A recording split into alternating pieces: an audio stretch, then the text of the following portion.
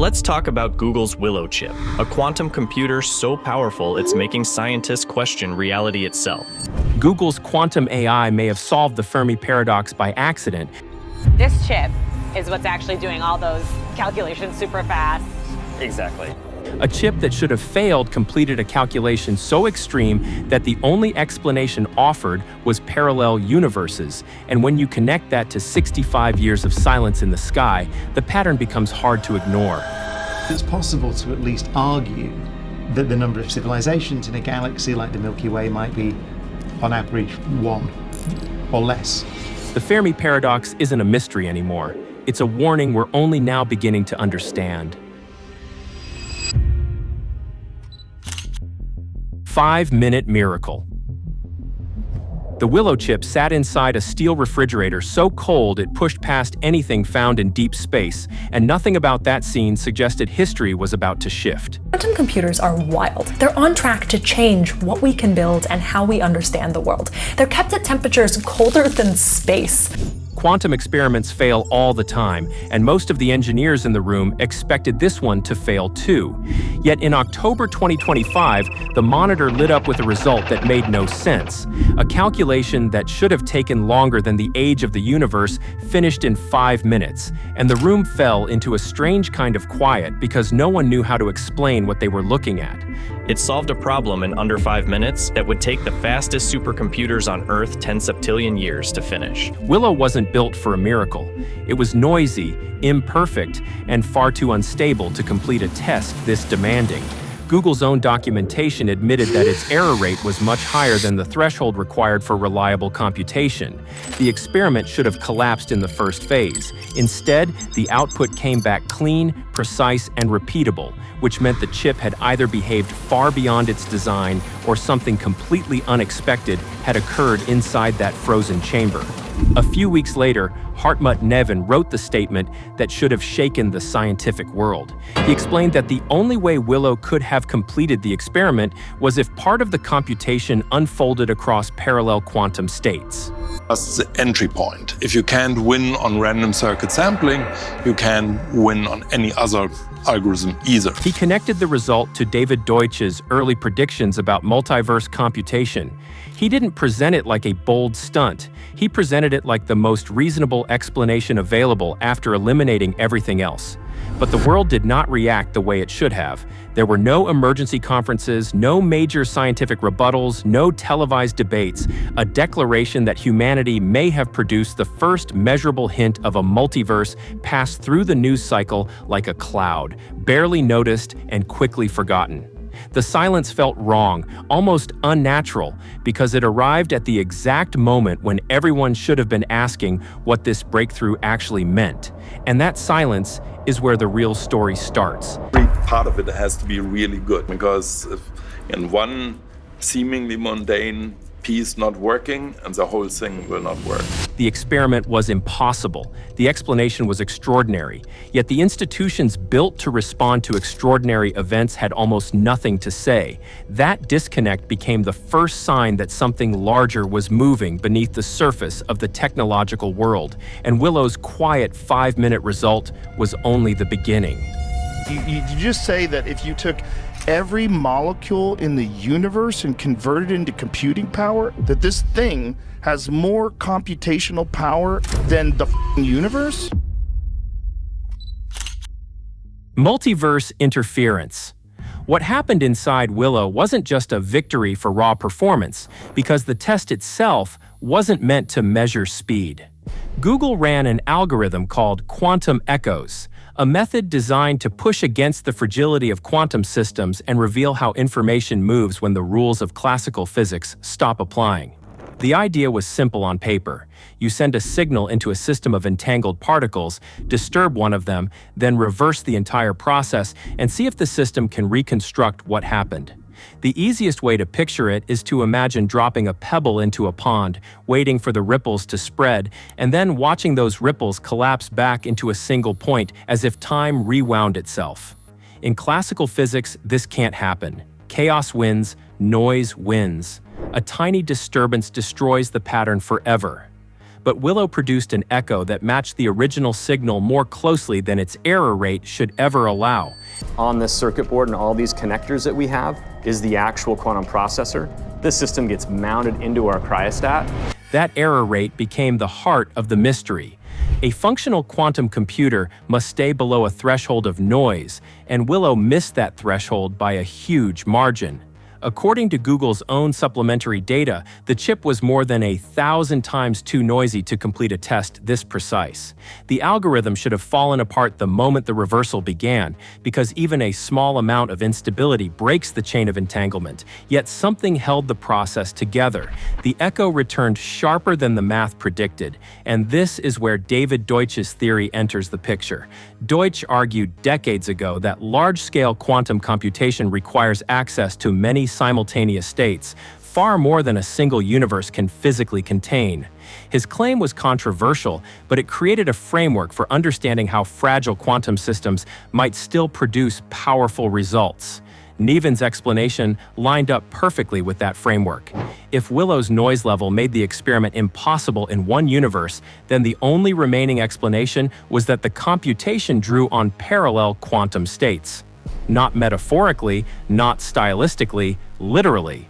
The calculation worked because the system behaved as if more than one version of reality was helping carry the load.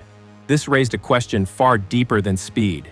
If a machine can lean on parallel states to solve a problem, then the boundaries we assume around information and signals may not be boundaries at all. And if that is true, then the silence we hear when we scan the sky may not mean what we think it means. That shift in perspective becomes the bridge to everything that follows, because once you understand how Willow produced an impossible echo, you begin to understand why the universe might feel quiet even when it isn't. You just say that if you took every molecule in the universe and converted it into computing power, that this thing has more computational power than the universe if it was a computer? Empty sky problem. For 65 years, humanity has pointed radio telescopes into the sky, hoping to catch even the faintest sign of another civilization, and in that time we collected more than 12 billion candidate signals.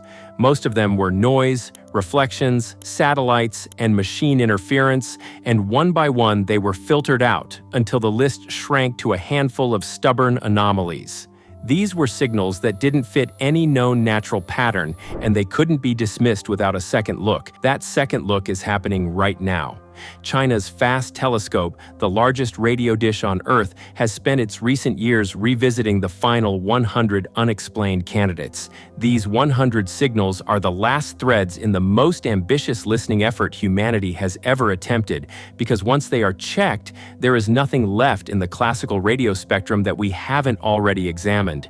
This creates a strange moment for us. If all 100 come back empty, then our entire search, from Arecibo to Parkes to Green Bank, collapses into silence, because we will have listened to millions of stars across every frequency our technology can handle. The outcome will be simple. Either there is nothing out there, or they are speaking in a language our instruments can't hear. This is where Willow's impossible echo begins to matter. If quantum computation can spill into parallel states, then quantum communication becomes more than a fringe idea. It becomes a practical explanation for why the sky looks empty even when logic says it shouldn't be. For decades, the Fermi Paradox asked one question: where is everyone? It assumed that if civilizations exist, they must broadcast, travel, or leave visible traces.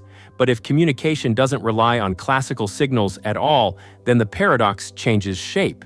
It is no longer a question about distance or rarity. It becomes a question about technological mismatches. Maybe the universe never fell silent.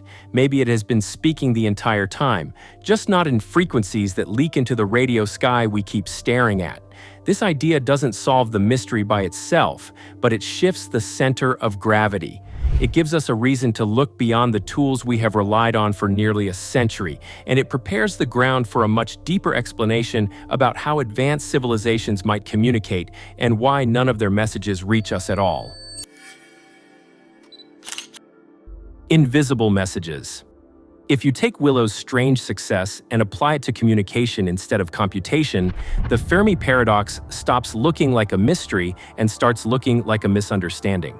A few years before the experiment, a physicist published a paper arguing that an advanced civilization would eventually abandon classical radio entirely and switch to quantum communication.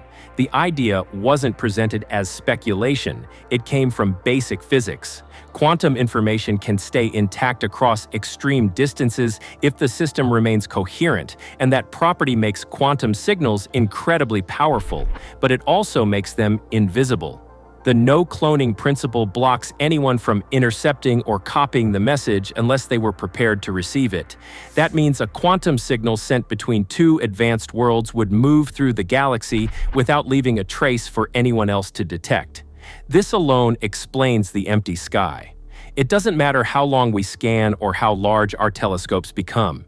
If other civilizations are using quantum channels, every signal they send collapses into silence the moment it reaches an unprepared observer. And Earth is very much an unprepared observer. The paper went even further. It showed that any civilization capable of sending these signals would need enormous infrastructure, including telescopes hundreds of kilometers wide. A structure like that wouldn't just let them send a message, it would also give them the resolution to study Earth in extraordinary detail, enough to recognize instantly that we cannot decode a quantum transmission, so the silence would not be hostility. It would be practicality. They would see us, understand our technological level, and know we would hear nothing. And from their perspective, there would be no reason to try. What makes this even more unsettling is how cleanly it fits the timeline. Humanity has spent 6 decades listening for classical radio waves because that is what we know how to detect. But if the universe favors quantum communication rather than radio broadcasts, then our entire search has been tuned to the wrong channel, and the silence we keep hearing may be nothing more than the quiet hum of a conversation we were never ready to join. This is the first break in the paradox. It suggests the universe isn't empty. It suggests the universe is busy. It suggests the universe is speaking in a medium we can't access, and Willow's impossible computation becomes the first hint that we're finally brushing against the threshold that separates us from everyone else. Inward turn. Once you understand how quantum communication can erase a civilization's presence from the sky, another idea begins to take shape, and it shifts the Fermi Paradox even further. A quantum computer doesn't look or act at all like the computers that we use every day.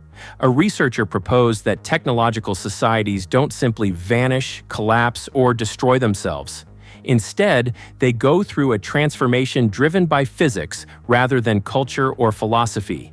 And that transformation makes them disappear from the electromagnetic spectrum entirely. He called it a phase transition. The argument was straightforward. As a civilization becomes more advanced, The idea is that Willow might be communicating with parallel universes to finish calculations fast. the amount of information it needs to process grows faster than its ability to expand physically. Building bigger cities or spreading across planets becomes less efficient than turning inward and mastering coherent quantum systems. These systems store and manipulate information with almost no loss, and once a society reaches that threshold, the mathematics favors coherence over expansion. In simple terms, going outward becomes wasteful, staying inward becomes optimal. The transition is not dramatic. It isn't an explosion or a collapse. It's a slow shift where classical communication fades, radio broadcasts shut down, and the civilization retreats into a state that leaves almost no trace.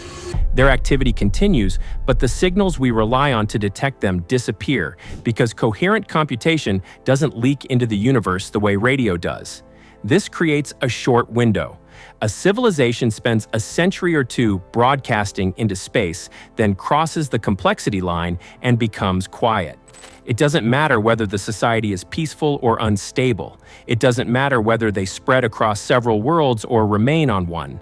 The physics of coherence pushes them toward silence, because silence is more efficient. When you compare that window to humanity's timeline, the pattern becomes clearer. We invented radio about 130 years ago. We are building quantum processors right now. We are moving toward the same threshold, and nothing about our development looks unusual. We are following the same curve that any civilization would follow once its computational demands start rising faster than its physical expansion. This suggests that advanced civilizations do not disappear because they fail. They disappear because they succeed. They cross a line where outward growth becomes less important than inward capability, and once that happens, they stop leaving signals in the sky. The universe doesn't look empty because it lacks life. It looks empty because most of that life has already crossed the threshold we are now approaching, and they are operating in a mode of existence that no radio survey could ever reveal. This is the second break in the paradox, and it points to a possibility that is even more important than the existence of extraterrestrial intelligence. It suggests that the silence around us is not a warning. It is a preview of our own future. The collapse loop. When you look at our own trajectory, the timeline becomes harder to ignore because we are no longer developing quantum technology and artificial intelligence as separate fields. They are starting to feed each other, and that feedback loop grows stronger every year. Quantum processors help train larger AI models by solving problems classical computers struggle with, and those AI models accelerate the design of better quantum hardware. Each generation improves the next, and the cycle tightens with every breakthrough. This isn't a distant future scenario. It's happening right now. Companies already use machine learning systems to map quantum noise, design error correction strategies, and search for new qubit configurations. In return, quantum chips promise faster optimization, faster simulation, and faster learning curves. The two technologies were not supposed to merge this quickly, yet the pressure to scale computation has pulled them together anyway. This is where Garrett's argument becomes relevant. He suggested that civilizations don't fall because of external disasters. They fall because the tools they build become too efficient at solving their problems. The society becomes dependent on those tools, and slowly, without any moment of crisis, the machine becomes the dominant source of knowledge, analysis, and decision-making. The civilization doesn't collapse. It fades out of its own story as the system it created takes over. The quiet version is the part that unsettles researchers the most. There is no rebellion, no catastrophe, no dramatic threshold. Instead, the machine becomes so capable and so accurate that the civilization stops pushing outward. Exploration becomes unnecessary because the simulation inside the machine can model anything the real world offers. Imagination shrinks into computation. Curiosity folds into precision. A society that once built telescopes to search the sky now builds processors that predict the sky instead. If you follow that logic, the loop becomes easy to see. Quantum technology accelerates artificial intelligence. Artificial intelligence accelerates quantum technology. Together, they create a system that becomes more efficient than biological thought, more stable than biological institutions, and more appealing than the unpredictable process of expanding into the universe. At some point, the civilization reaches a point where the machine can model not just molecules or planets, but entire ecosystems and entire societies.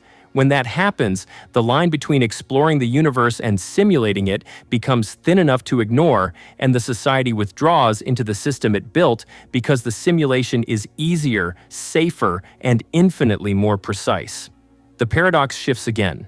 Maybe civilizations don't die. Maybe they simply stop looking outward. They turn all their attention inward into machines that can compute reality more cleanly than reality itself. And once they make that shift, their presence in the universe disappears long before their species does. This loop is not abstract anymore. We are building it right now, one chip and one model at a time, and the curve we are following looks very similar to the curve that would make a civilization vanish from the sky without ever realizing it was happening. Stacked worlds. As quantum computing and artificial intelligence move closer together, another idea sits quietly in the background, and it creates a contradiction that no institution seems willing to address. A group of physicists published a paper arguing that the universe cannot be a simulation because reality depends on processes that no algorithm can reproduce.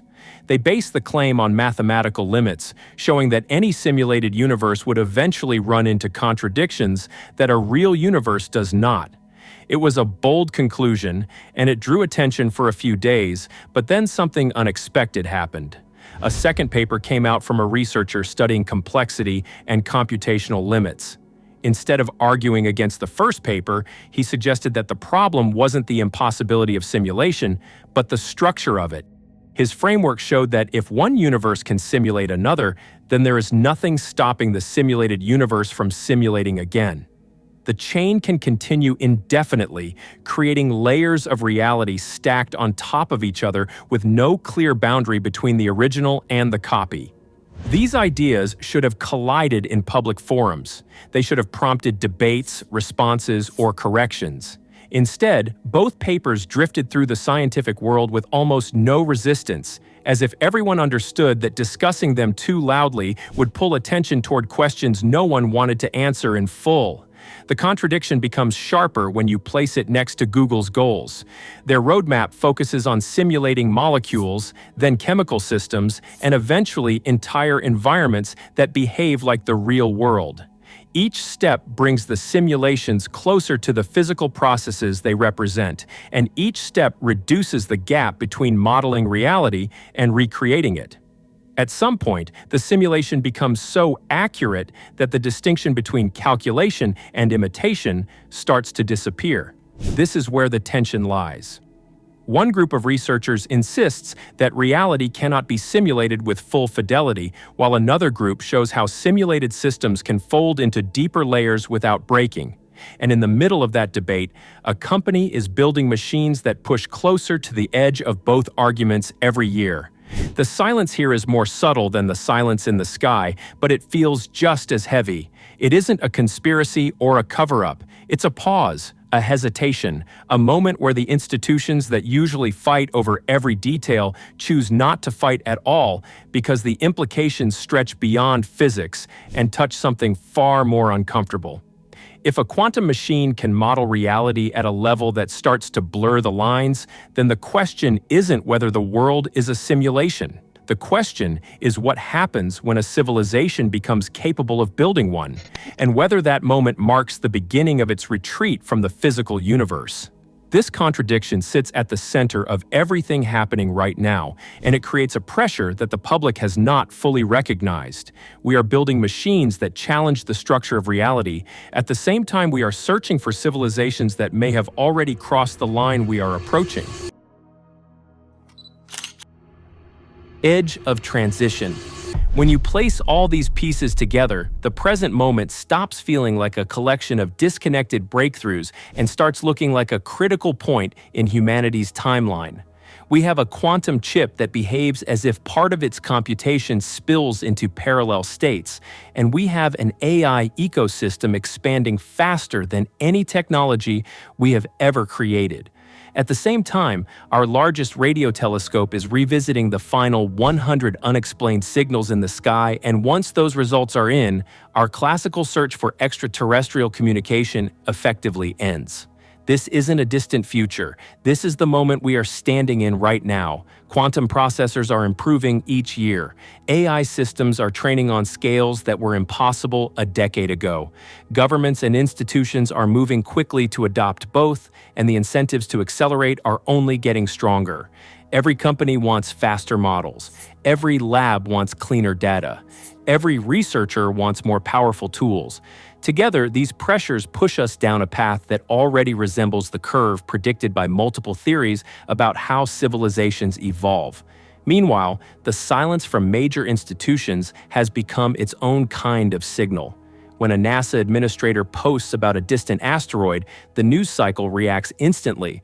But when a leading figure at Google suggests that a quantum experiment may have relied on parallel universes, the response dissolves into quiet. The same quiet appears when researchers publish theories about civilization transitions, catastrophic AI loops, or the possibility that quantum communication solves the Fermi Paradox entirely.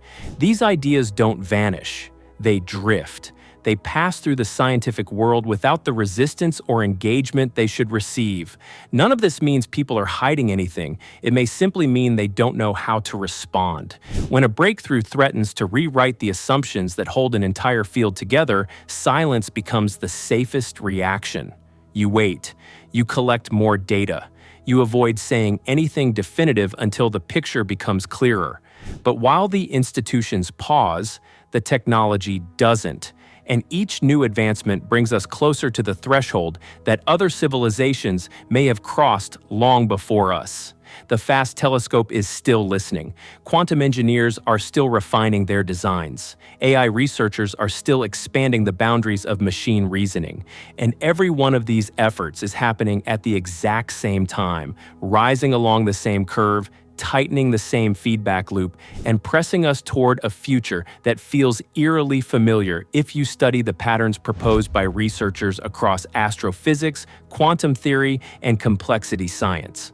We don't know which explanation is correct. Maybe the universe is empty. Maybe it is full and quiet. Maybe civilizations survive by folding inward instead of pushing outward. But the striking part is that all these theories align with the moment happening right now, and none of them feel abstract anymore. We are standing inside the transition, not observing it from a distance, and the silence around us is beginning to sound less like absence and more like a hint of what comes next.